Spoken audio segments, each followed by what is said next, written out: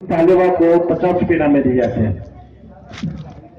और इश्तियाक भाई 5 टपरी वालों की जानिब से भी 50 रुपये पहले बच्चों को इनाम में दिए गए और बंदे खुदा की जानिब से 20 रुपये इनाम में दिए जा रहे हैं।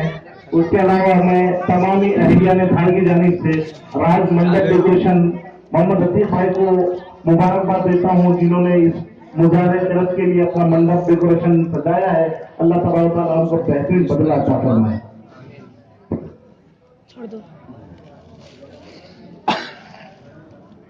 أعوذ بالله من الشيطان الرجيم.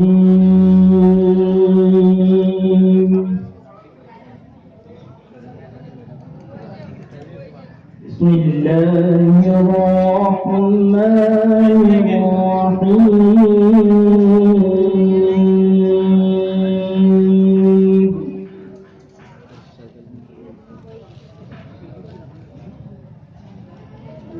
وقال رجل مؤمن من آل